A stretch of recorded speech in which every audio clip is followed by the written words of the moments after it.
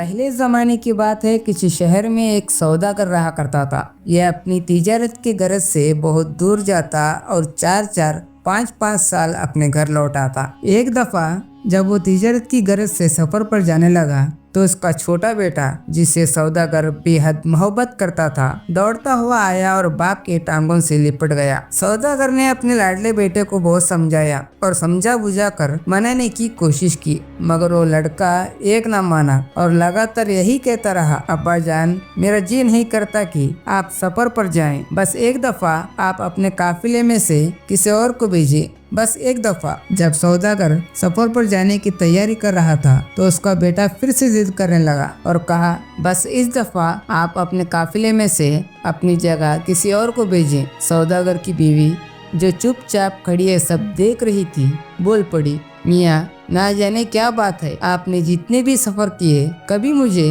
कोई अजीब बात महसूस नहीं हुई, लेकिन इस दफा ऐसा लगता है जैसे कोई मेरा कलीजा निकाल रहा हो। उधर वो मासूम बच्चा भी ना जाने क्यों जिद पर अड़ गया है। अगर इस दफा आप सफर ना करें तो क्या होगा? खुदा का दिया सब कुछ है हमारे पास। सौदागर ने बीवी की बातें सुनकर आंखें लाल पीली करते हुए कहा, तुम्हारे अंदर भी बचपना आता जा रहा है, कैसी बच्चों वाली बातें कर रहे हो, बातों का बिल्कुल ख्याल नहीं करती। सौदागर ने कहा, जो खुदा ने हमारे मुकद्दर में लिख दिया है वो जरूर पूरा होकर रहेगा। इतना तय कर सौदागर ने सबको खुदा हाफिज कहा और घर से बाहर निकल आया। काफिले के लोग भी पहले से ही तैयार थे। सौदागर घोड़े पर बैठा और सफर के लिए निकल गया। मंजिलें तय करते हुए रात को उन्होंने एक जंगल में एक पड़ाव डाला। रात के लगभग 12 बजे कुछ लुटेरे वहां आए। उन्होंने काफिले के लोगों को धमकाया और कहा, हम तुम्हें कुछ नहीं करना चाहते, मगर हमारी शर्त यह है कि तुम अपने सरदार से हमें मिला दो। अगर तुमने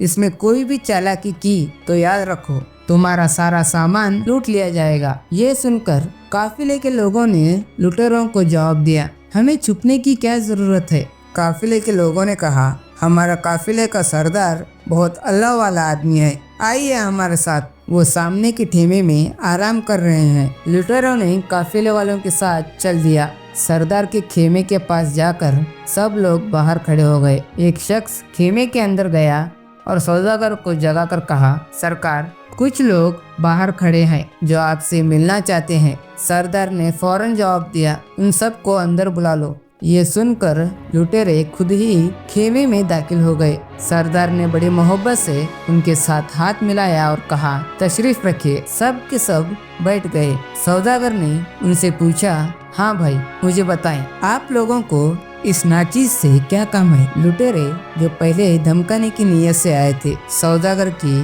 मिसाफाती बात मोहतरम रवैये से उनका सरदार आगे बढ़कर कहा, हमें माफ कीजिए, लेकिन हम आज रात के मुसाफिर हैं और हमें भूख से बेहाल हैं। हमें लगा कि अगर हम धमकी देंगे तो हमें थोड़ा खाना और पानी मिलेगा, लेकिन आपका रवैया देखकर हम अपनी गलती पर शर्मिंदा हैं। सौदागर ने उनकी बात बड़े सुकून और गुरूर के बगैर सुनी। फिर कहा, मुझे अफसोस है कि आपको ये सब करना पड़ा। अगर आप बिना धमकी के कहा होता तो भी मैं आपकी मदद करता। खैर, अब छोड़ो सब बातें, तुम सब इस वक्त मेरे मेहमान हो। रुको, मैं तुम्हारे लिए खाने और पीने का इंतजाम करता हूँ। सौदागर ने अपने आदमियों से कहा कि लुटेरों के लिए मजीद खाना और पानी लाया जाए। जब उन्होंने देखा कि सौदागर सच्चे दिल से उनका ख्याल रख रहा है तो उनका दिल नरम पड़ गया। लुटेरों का सरदार सौदागर के सामने झुका और कहा, आज आपने हमें वो इज्जत और मोहब्बत दी है जो शायद हमें कभी अपनी जिंदगी में नहीं मिली। आपने हमें एक नई सोच दी है। अब हम लूटमार का काम छोड़कर एक ईमानदार जिंदगी जीने का इरादा करते हैं। सौदागर उनके फैसले पर खुशी से मुस्कुरा दिया और बोला, इंसानियत का असली मकसद ही यही है कि हम दूसरों के लिए हरम और मोहब्बत का जरिया बने। मैं दुआ करता हूँ कि तुम्हारे इरादे मजबूत करें। इस वाक़ये के बाद सौदागर ने काफिले के साथ सफ़र जारी किया, लेकिन उसके दिल में अपने बेटा और बीवी की बातें घूमती रही।